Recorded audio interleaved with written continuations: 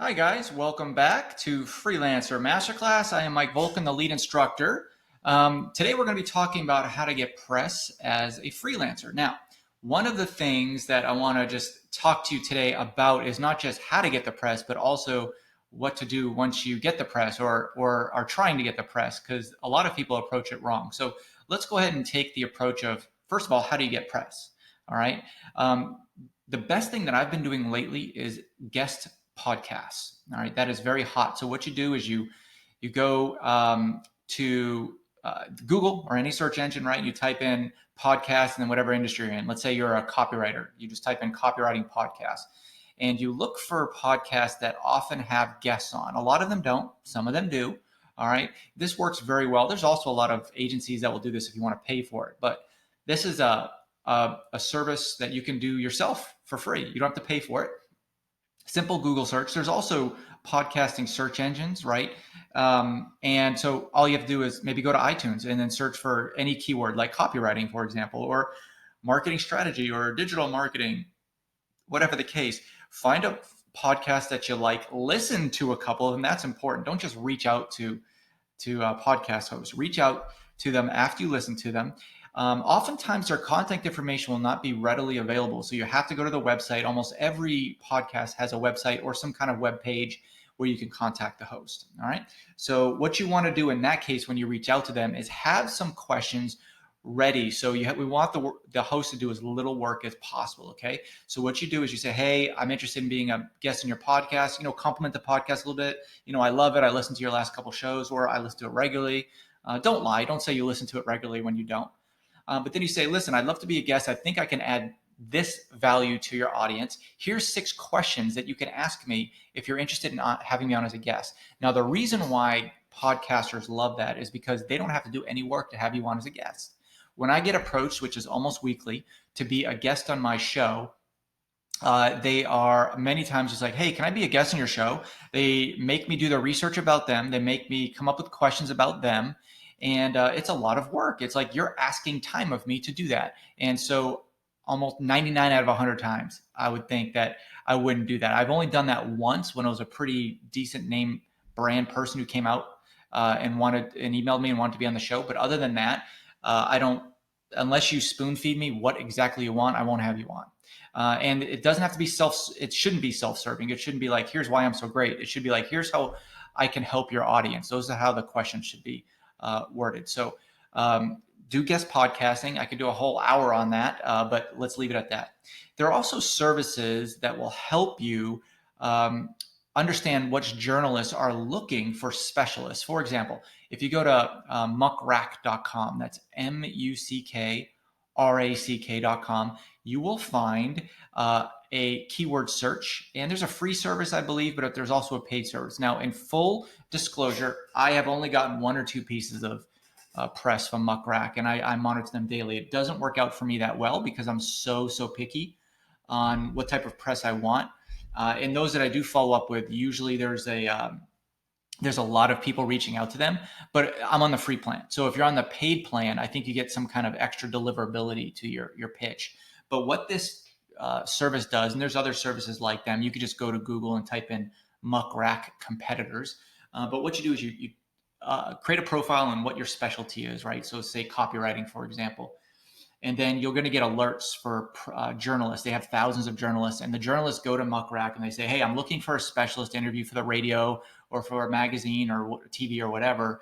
And I need them to be experts in the copywriting industry and in the ice cream industry or something random like that, right? So they'll be a perfect fit for you. Oh, wow, I just had a client who they were an ice cream company and I did a lot of work for them or something like that, right? So you reach out, you just write them back. You don't get a direct connection to them, but you write through Muckrack, and then Muckrack will forward that on to you. So they protect their journalists' contact information that way. So you can sign up for a service like that. There's also local services that you can do, like Chamber of Commerce or Kiwanis Club or something. There's thousands of those clubs.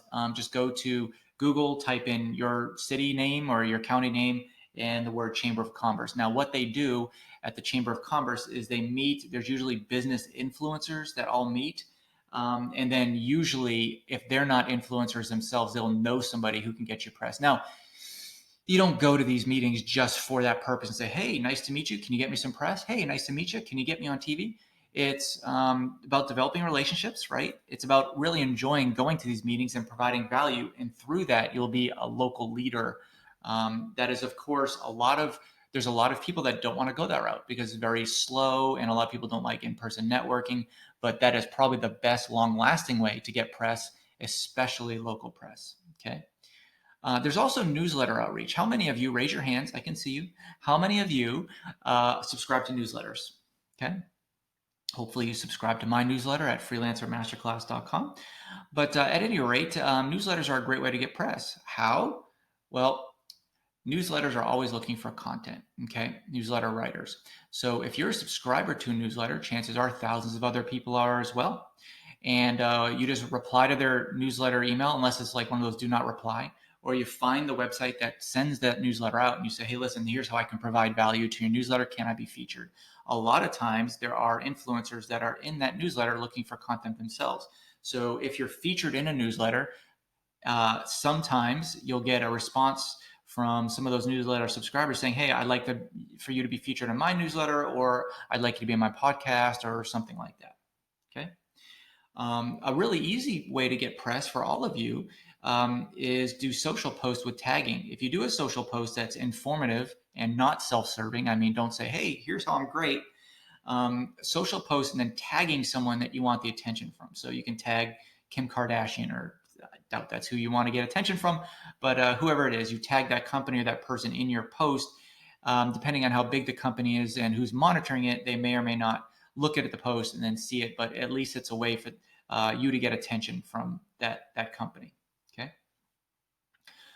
So we've got podcast guests, we've got muckrack.com, we've got Chamber of Commerce, we've got newsletter outreach, we've got social posts with tagging. That's 5 different ways to get press that you can start doing right now.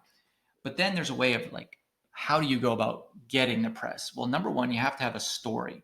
And if you haven't joined Freelancer Masterclass, I highly suggest you do, because it's on super ridiculous low cost sale right now.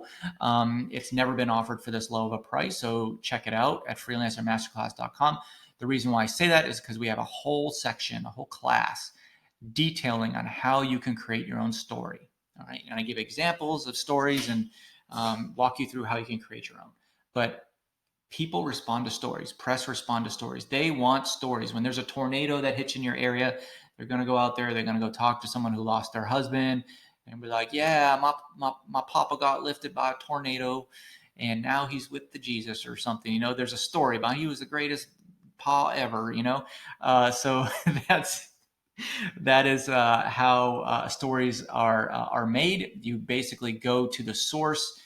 If you're a journalist, and you listen to the person who has a heartfelt story that you can relate with. Okay. And then you have to develop a pitch and an angle from a business perspective.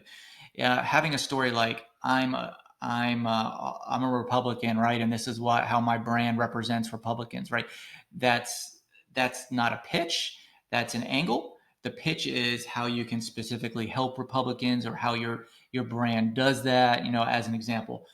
So every angle, every side that you take has to have a pitch to it, and every pitch that you take has to have an angle to it. Okay.